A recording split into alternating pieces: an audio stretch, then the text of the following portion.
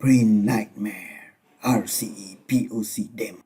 Okay guys, kita dah faham Print Nightmare ni disebabkan kelemahan pada RPC add printer driver call pada Windows Print Spooler. Sekiranya attacker dapat bypass authentication RPC add printer driver call, attacker berkenaan boleh install malicious DLL pada print server. Dalam dokumentasi MSDN, klien perlukan SE load driver privilege untuk call RPC berkenaan. Tapi sebenarnya tak perlu sebab ada isu pada function validate object access.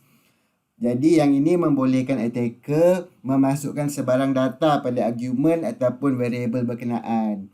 Jadi mungkin pada video yang akan datang, Abang akan buat analisa lebih lanjut berkenaan dengan hal ni. So kita tengok macam mana cara dia load. Client akan allocate driver info to object. Jadi kalau kita tengok documentation berkenaan dengan driver info to structure specifies printer driver information. So jadi yang inilah dia punya objek dia, variable objek dia. Okay. Lepas tu dia akan initialize driver container object that contains the allocated driver info to object. The driver container object is then used within the call to RPC add printer driver to load the driver. Dekat sini yang kita akan masukkan driver yang mengandungi malicious DLL. So yang ini dia punya container dia, driver info to structure, dekat driver path dan data file. Variable ni yang kita akan masukkan kita punya path DLL, malicious DLL kita. Analisa lebih lanjut mungkin Abang akan share dalam video yang akan datang lah, InsyaAllah. Demo time gang. Kita akan gunakan satu skrip daripada Impact RPC dump untuk kita kenal pasti target tu dia run print spooler service ataupun tidak. So kita tengok apa benda RPC dump ni boleh buat. Jadi RPC dump ni dia akan dump the remote RPC endpoints information via EP mapper. So dia akan bagi tahulah services yang running pada target menggunakan remote RPC endpoint. So kita run against target kita 192.168.8.167. Yang ini adalah kita punya target kita yang ini. Okay, Windows 2019 yang running print spooler. So kita tekan enter. Okay, ada banyak. Boleh tengok satu persatu. Okay, kita grab MSRPRN. Okay, ni MSRPRN ni adalah spools ataupun Microsoft Spool Subsystem untuk Microsoft Print System Remote Protocol. Kita cuba run against target kita. Dia tak running ke ni? Kita check services. Okay, services stop. Kita startkan balik dan kita run lagi sekali. Okay, nampak? Jadi kita tahu target ni dia on print system remote protocol. Mungkin ataupun tak mungkin untuk di-exploit. Tapi dalam keadaan sekarang memandangkan belum ada official patch dan kebanyakan orang tak buat mitigation, kalau dia detect print system remote protocol ni running, kemungkinan besar kita boleh exploit dengan Print Nightmare. Exploitation time. Sama macam POC LPE, POC untuk RCE ni pun publicly available. Boleh Google lah. So, yang ini dia punya syntax dia. Kita pakai Python 3. Kita runkan POC script. Kita masukkan normal user privilege. User biasa, kucing. Kita masukkan password dia. Lepas tu ni target kita, target server. Ataupun boleh juga domain controller. Kalau domain controller lagi syok. Dekat sini kita masukkan DLL malicious kita yang kita nak load ke dalam print server berkenaan. Dalam kes ni Abang dah siap-siap letak lah DLL malicious tu dekat folder C dekat target. Ikutkan kita boleh specify DLL ni kita boleh host dekat SMB. Tapi dalam kes Abang tak buat sebab Abang guna WSL. So WSL ni nak kena tukar daripada net mode, dia punya networking dia daripada net mode kepada bridge mode. Tu Abang malas nak buat lah. Okay, so apa benda DLL ni buat? Payload dia adalah reverse TCP shell dan dia akan connect ke port 31373. So dekat mesin kita, kita kena set up satu listener yang listen pada port 31373. Okay, nice. Sekarang kita runkan exploit kita. Bind okay. Executing Gimau Nightmare. Okay. Dia execute tu je, kita dah dapat shell kita. Inilah dia RCE untuk Pre-Nightmare. Kita boleh tengok kita punya privilege adalah sistem. Kita dapat IP target. Kita dah masuk dalam target lah. In order for this exploit to work, kita kena ada valid credentials. Okay, kita kena ada username dan password. Normal user cukup. Jadi attack vector dia macam mana? Macam mana attacker akan dapatkan credentials user ni? Kalau dalam domain environment memang ada banyak lah dia punya techniques, tactics dan tools yang boleh digunakan. Password spraying, Kerber roasting, password guessing, brute forcing. Lepas tu kita kena ingat yang kita target adalah normal user, normal end user. Kebiasaannya normal end user guna password yang mudah-mudah. Sekiranya environment berkenaan tidak enforce password policy. So untuk dapatkan credentials ni not a big deal lah. Abang share kaedah IR against Pre-Nightmare attack. Macam sebelum ni juga, kalau kita pergi pada folder System32 spool drivers x64-3, kita akan nampak malicious DLL yang kita buat tadi tu dah di-load ke dalam folder ni. So kita pergi pada event viewer, print service. Kita tengok admin. Okay, ada error ni kita tengok. Event ID 808. Ni event ID yang korang boleh filter untuk tengok attack Pre-Nightmare ni. So dia punya details dia print spooler fail to load a plugin in module C Windows System32 bla bla bla. Nama DLL kita. Okay, error code 0x45A. Jadi dalam real case, attacker tak akan gunakan nama DLL macam ni. Dia akan raise suspicious. So dia akan gunakan nama DLL yang nama DLL printer, contohnya HP printer laserjet DLL, Canon, something like that lah. Dan benda ni dia akan specify dekat sini lah.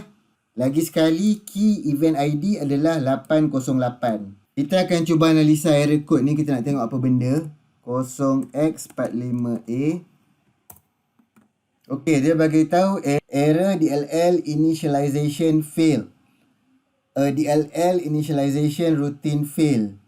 Okay, yang ini memang confirm lah sebab ini bukan DLL printer. Ini DLL malicious reverse TCP shell. So dia memang akan error lah. Dia bukan legit printer DLL. Kita tengok pula pada operation punya log. Okay, kita boleh tengok event ID 316. Dia kata printer driver Rimau Rocks for Windows x64 was added or updated. Maksud dia driver malicious kita berjaya di add. Tapi bila print spooler cuba nak run DLL tersebut, keluar error yang ini tadi. 808 ni. Okay. Sama juga dalam real case, attacker takkan gunakan nama driver yang akan raise suspicious. So macam ni je kita dah nampak dah, kita dah tahu dah ni apa benda ni. So dia akan guna nama driver printer yang betul lah. Yang itu dia akan specify dekat variable yang ini, pname ni. Jadi kalau kita nak monitor kita punya server ataupun kita punya endpoint kena attack dengan Pre-Nightmare ni ataupun tidak, kita boleh check event ID macam inilah. Event ID 808 dan juga event ID 316. 316 ni kalau printer driver yang sah pun dia akan keluar dekat sini. Kita dah add printer driver yang sah, dia akan keluar kat sini. Yang ni abang ada capture packet semasa exploit tadi dijalankan. So yang ni kita boleh tengok kita filter SMB2 protocol. So yang inilah dia punya conversation dan starting daripada negotiation. So conversation dia semua encrypted SMB3. Kita boleh tengok dekat sini, pertama sekali dia akan buat NTLM negotiation untuk setup, untuk create session RPC through SMB. dia akan authenticate dengan user kucing. So kita punya payload semua dalam yang inilah. Kalau kita tengok, kita follow TCP stream, yang ni lah dia semua encrypted.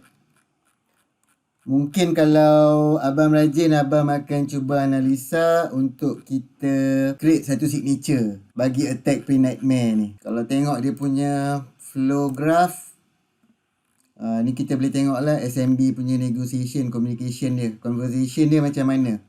Okay.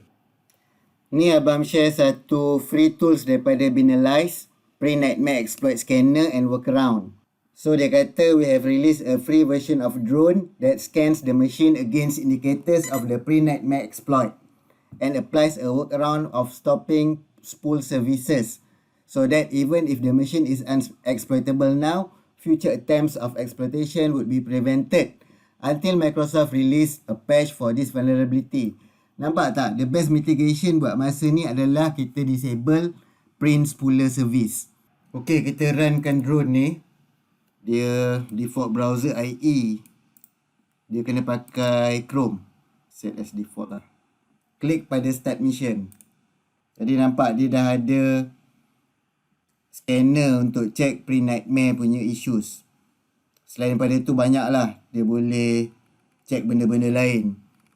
Yang ni memang sangat berguna untuk incident responder. Macam ni satu dia bagi tahu, dia kata a user account was created.